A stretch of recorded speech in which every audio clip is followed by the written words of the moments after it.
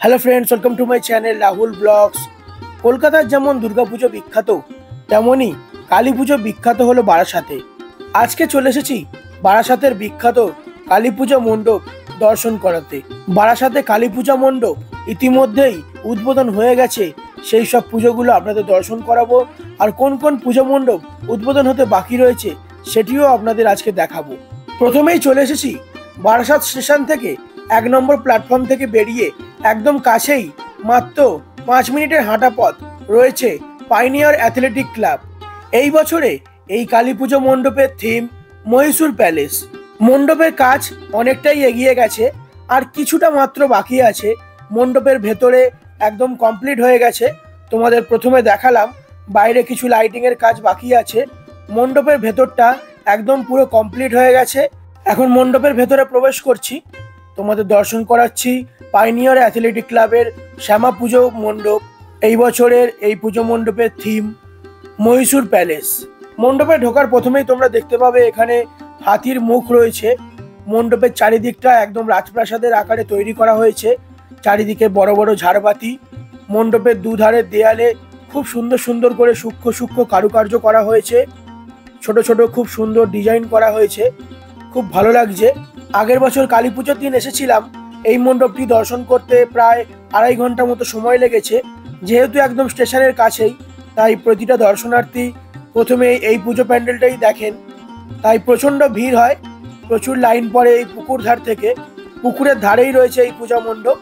মণ্ডপের কাজ 90% হয়ে গেছে, আর কিছু ছোট ছোট সাজসজ্জা বাকি আছে। আশা করছি আজকের মধ্যেই হয়ে যাবে।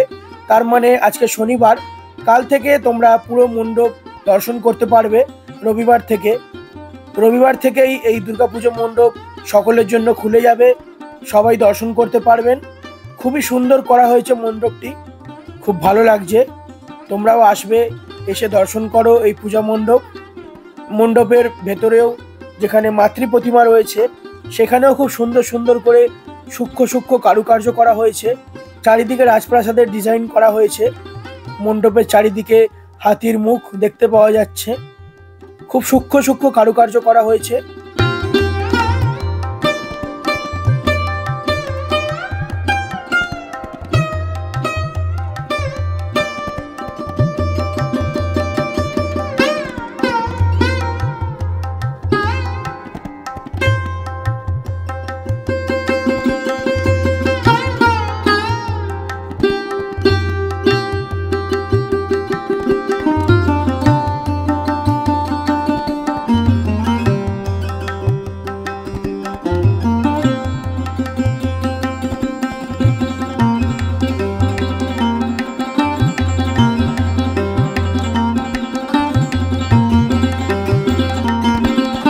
এই মণ্ডপে মাতৃ প্রতিমা এসে গেছে।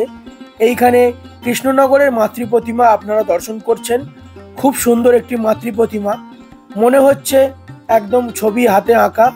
মা কালীর বিগ্রহের সাথে এখানে আরো কয়েকটি বিগ্রহ রয়েছে। প্রথমেই রয়েছে রাধাকৃষ্ণ, তার পাশে রয়েছে শ্রী চৈতন্য মহাপ্রভু, ওনার স্ত্রী বিষ্ণুপ্রিয়া দেবী আর মাতা শচী মাতা দেবী। মা কালীর নিচে রয়েছে মহাদেবের মূর্তি আর মা কালীর বাহন। তার পাশেই রয়েছে জগাই মাদাই, গৌরাঙ্গ মহাপ্রভু এবং নিত্যানন্দ মহাপ্রভু। তার পাশে রয়েছে লক্ষ্মী দেবী এবং নারায়ণের একটি বিগ্রহ। খুব সুন্দর লাগছে। পুরো বিগ্রহটা একটা কাঠামোর মধ্যে দিয়ে তৈরি করা হয়েছে, খুব সুন্দর লাগছে। চারিদিকে পেছনে নানা রকম কারুকার্য রয়েছে, অনেক রকম পাহাড় পর্বত গাছপালা অনেক কিছু ডিজাইন রয়েছে, খুব সুন্দর লাগছে। মাতৃ প্রতিমাও এখানে খুব সুন্দর করে তৈরি করা হয়েছে। এক কথায় এই পুরো প্রতিমাটা খুব সুন্দর লাগছে। আপনারা নিজের চোখে না দেখলে এখানে বুঝতে পারবেন না, এত সুন্দর হয়েছে এই প্রতিমা।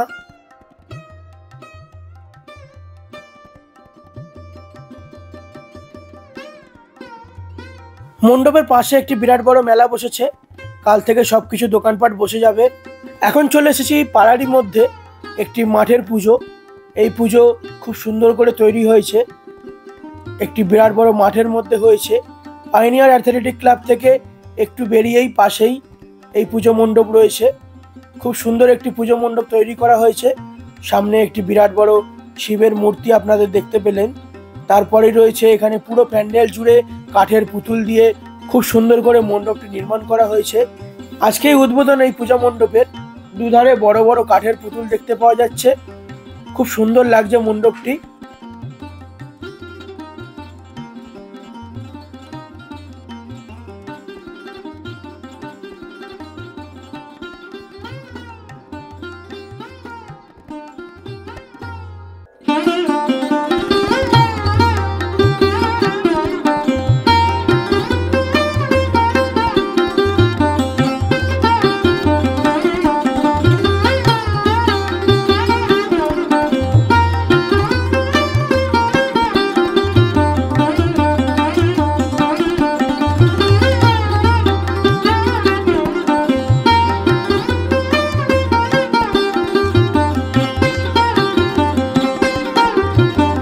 এখন মণ্ডপের ভেতরে প্রবেশ করেছি।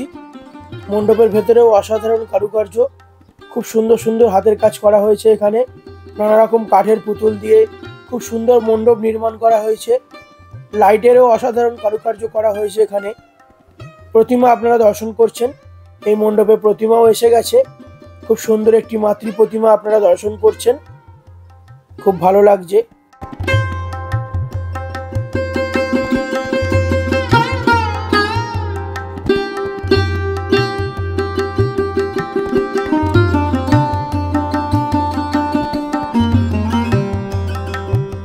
এখন চলে এসেছি বারাসাতের একদম মেন রোডের ওপরে, বারাসাত লালি সিনেমার একদম কাছেই বারাসাত রেজিমেন্ট ক্লাব, একটি বিখ্যাত পুজো মণ্ডপ।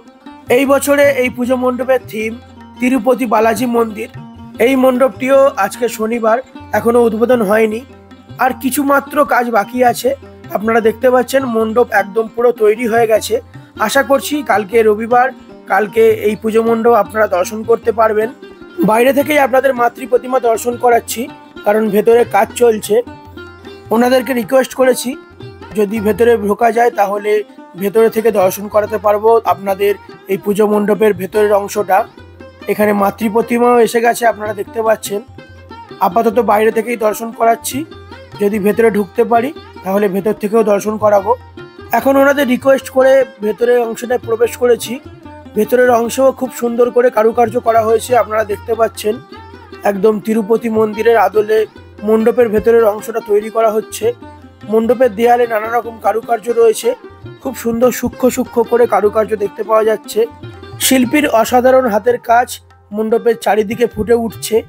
মণ্ডপের চারিদিকে তিরুপতি বালাজির মূর্তি রয়েছে, খুব সুন্দর লাগলো মণ্ডপটি দর্শন করতে পেরে, এবং আপনাদেরও দর্শন করাচ্ছি। এই মণ্ডপে প্রতিমাও এসে গেছে। এখানে মণ্ডপে প্রতিমা সাজসজ্জা চলছে, খুব সুন্দর লাগছে প্রতিমা। এখানে মাতৃ প্রতিমার ডান দিকে রয়েছে কুরুক্ষেত্র যুদ্ধের একটি অংশ, যেখানে পিতামহ ভীষ্মদেব রথের ওপর দাঁড়িয়ে আছেন, আর বাম দিকে রয়েছে অর্জুন এবং শ্রীকৃষ্ণের একটি মূর্তি। কুরুক্ষেত্র যুদ্ধের সময় ভগবান শ্রীকৃষ্ণ অর্জুনকে পরামর্শ দিচ্ছেন যুদ্ধ করার, সেইটি এখানে তুলে ধরা হয়েছে। খুব সুন্দর একটি মণ্ডপ। মণ্ডপ দর্শন করা হয়ে গেছে, এবার পরের মণ্ডপ দর্শন করতে যাচ্ছি। আশা করছি রবিবার থেকে তোমরা এই পুজো মণ্ডপ দর্শন করতে পারবে। ফুল কমপ্লিট হয়ে যাবে এই পুজো মণ্ডপ। তোমরা সবাই আসো, খুব সুন্দর একটি পুজো মণ্ডপ দর্শন করতে পারবে তোমরা। ভিডিওটা এখানেই শেষ করছি। পরবর্তী পর্বে বারাসাতের আরও কয়েকটি বিখ্যাত কালী পুজো মণ্ডপ তোমাদের সামনে তুলে ধরবো। তাহলে খুব শীঘ্রই দেখা হচ্ছে পরবর্তী পর্বে। ততক্ষণে সবাই সঙ্গে থাকবে, ভালো থাকবে, আর চ্যানেলটা প্লিজ সাবস্ক্রাইব করে দেবে। খুব শীঘ্রই আসছি পরবর্তী পর্বে নতুন ভিডিওতে। ধন্যবাদ।